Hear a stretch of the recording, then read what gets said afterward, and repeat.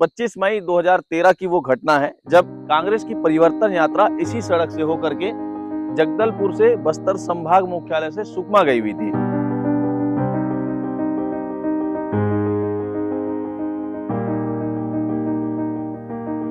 और मैं इसलिए बोल रहा हूं क्योंकि कांग्रेस से कई गद्दावर नेता इस झीरम घाट में अपनी शहादत दिए और उनकी मौत हो गई। समझिए, शहीद महेंद्र कर्मा ने बस्तर के लिए कई चीजें की, लेकिन आज भी शहीद महेंद्र कर्मा की आप तस्वीर देखिए, इस प्रकार रखी हुई। सबसे बड़ा कारण यह था कि नक्सलियों ने इस पुल के नीचे में जो है आईडी प्लान किया हुआ था। और कितने दुखी होते होंगे कि जिन नेताओं ने कांग्रेस में इतना सब कुछ किया, वो आज इस प्रकार से उनकी तस्वीरें रखी हुई है। इस वक्त मैं झीरम में खड़ा हूं और झीरम मुझे लगा कि मेरे अपने दर्शकों को बताना चाहिए, क्योंकि हमने नया चैनल बनाया है जमीनी पत्रकार, और इसमें जब सब्सक्राइब जो लोग करेंगे वो भी जाने कि झीरम घाट में क्या हुआ था। तो इस वक्त मैं झीरम में खड़ा हूं और झीरम में खड़े होने के बाद मैं यहाँ की जो सबसे पहले चीज बताना चाहूंगा, 25 मई 2013 की वो घटना है जब कांग्रेस की परिवर्तन यात्रा इसी सड़क से होकर के जगदलपुर से बस्तर संभाग मुख्यालय से सुकमा गई हुई थी। और उस परिवर्तन यात्रा को देखकर जरूर यह लग रहा था कि इस बार छत्तीसगढ़ में शासन परिवर्तन होगी, क्योंकि उस वक्त भाजपा की सरकार थी। और जिस प्रकार से कांग्रेस ने, जिस जोश और सरगर्मी से कांग्रेस ने वो परिवर्तन यात्रा निकाली थी, उससे देखकर ये जरूर लग रहा था कि इस बार जो है छत्तीसगढ़ में निश्चित हो सकता है कि परिवर्तन हो। लेकिन जब परिवर्तन यात्रा सुकमा से वापस बस्तर जगदलपुर की ओर आने लगी, तब ये झीरम घाट जो उसके बाद से लोगों के जहन में बिल्कुल जम सा गया है। और मैं इसलिए बोल रहा हूं क्योंकि कांग्रेस से कई गद्दावर नेता इस झीरम घाट में अपनी शहादत दिए और उनकी मौत हो गई। और उसका सबसे बड़ा कारण यह था कि नक्सलियों ने इस पुल के नीचे में जो है आईडी प्लान किया हुआ था। और ये आईडी प्लान करने की वजह से 25 मई 2013 को जब यह पुल ब्लास्ट हुआ, और उसके बाद जो बोलेरो वाहन में जो लोग थे, वो लोग इस ब्लास्ट से उनकी डेथ हो गई। और जो बोलेरो वाहन के जो परकच्चे उड़े, वो नीचे इस साइड डाउन साइड जो जंगल आप देख रहे होंगे, इधर पूरा भी घना जंगल है। बरसात के मौसम में जंगल बिल्कुल घना है। गर्मी के समय में आज भी वो बोलेरो वाहन का जो साक्ष्य है वो आज भी इन जंगलों में दिखता है।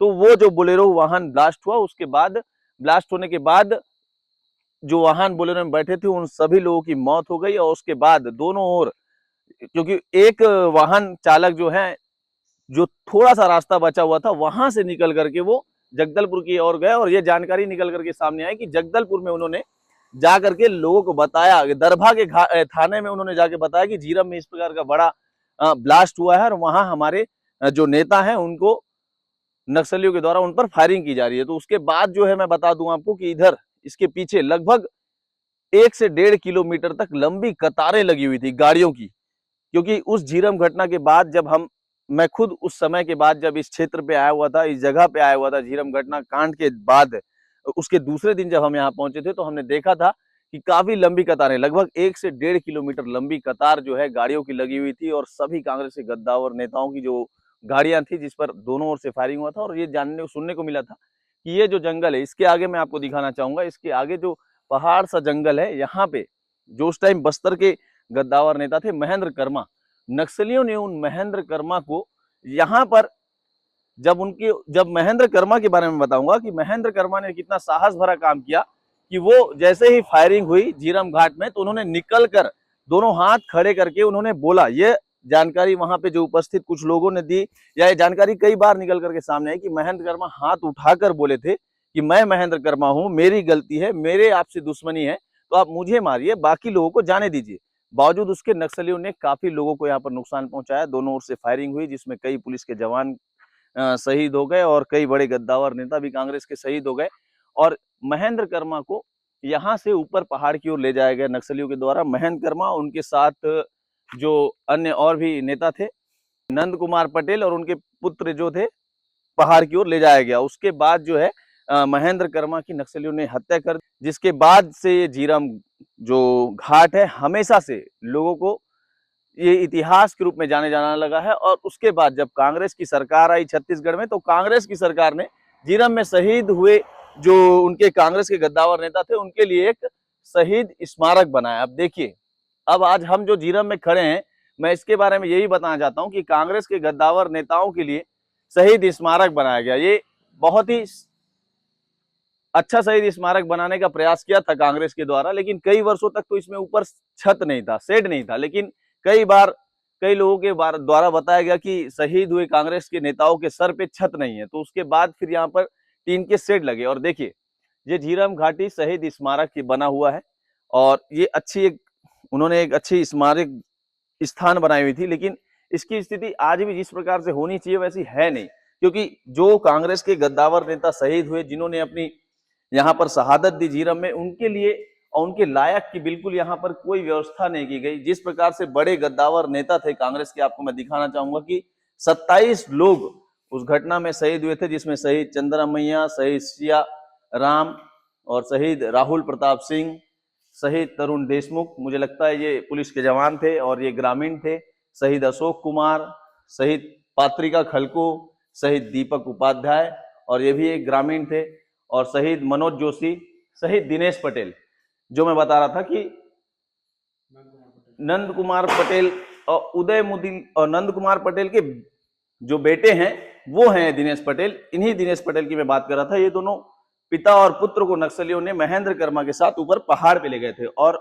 उसके साथ ये जो शहीद उदय मुदलियार। और मैं एक बड़े चेहरे का नाम यहाँ पर बताना चाहूंगा, जो इस झीरम कांड के बोल सकते हैं कि नक्सलियों का प्रमुख टारगेट रहे होंगे, शहीद महेंद्र कर्मा। अब आप समझिए, शहीद महेंद्र कर्मा ने बस्तर के लिए कई चीजें की, लेकिन आज भी शहीद महेंद्र कर्मा की आप तस्वीर देखिए, इस प्रकार रखी हुई है कि अब शहीद महेंद्र कर्मा की तस्वीर भी बिल्कुल अलग हो गई है और टूट गई है यहाँ गिर के। लेकिन कांग्रेस के लोगों को आज भी ये नहीं दिख रहा है कि वो महेंद्र कर्मा जिन्होंने बस्तर में कांग्रेस को स्टैंड किया, और वैसे महेंद्र कर्मा की तस्वीर जब यहाँ पे गिरी हुई है तो ना कोई इसे बनाने वाला है, ना कोई इसे सुधारने वाला है।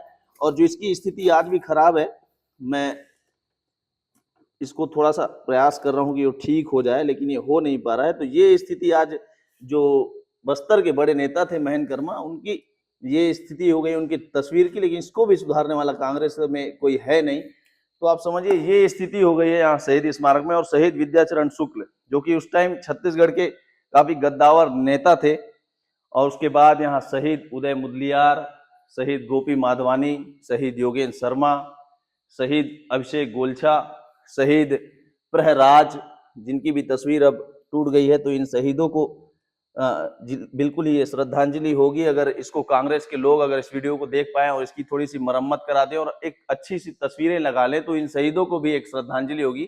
क्योंकि जिस प्रकार से अपने कांग्रेस के परिवर्तन यात्रा में उन्होंने छत्तीसगढ़ के जो कांग्रेस की जो रैली में जो जिन्होंने अपनी जान गंवाई, और निश्चित ही ये जो सारे शहीद हैं, 27 जो शहीद हैं, इन्होंने इसमें कई कांग्रेस के गद्दावर नेता है और कई पुलिस के जवान है, कई जो नेता थे उनके गनमैन रहे होंगे। लेकिन जो कांग्रेस के गद्दावर नेता थे उनका लक्ष्य रहा होगा कि इस बार छत्तीसगढ़ से कांग्रेस को परिवर्तन करेंगे। भाजपा की गवर्नमेंट जब उस टाइम थी तो उनका ये लक्ष्य रहा होगा कि सरकार परिवर्तन करेंगे।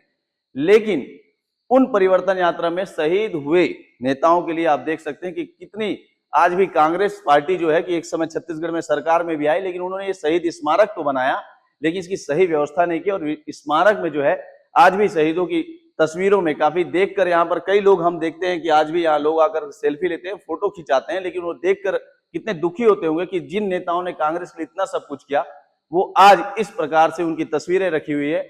और निश्चित ही ऐसे जब हम वीडियो बनाते हैं और उसमें जब इन परिवार के लोगों तक भी ये वीडियो जाता होगा, तब उन्हें भी काफी दुख होता होगा कि जिन घर के लोगों ने पार्टी के लिए इतना सब कुछ किया, उनकी तस्वीरों पे आज ये स्थिति बनी हुई है। तो ये चीजें हम आज यहाँ पर झीरम घाट में दिखाने के लिए आए हुए थे। हमने सोचा कि अपने चैनल से के माध्यम से लोगों तो ये सारी चीजें दिखा पाए, तो इसने हमने ये वीडियो बनाया। अगर आपको हमारी खबरें अच्छी लगी हो तो हमारे चैनल को सब्सक्राइब करें।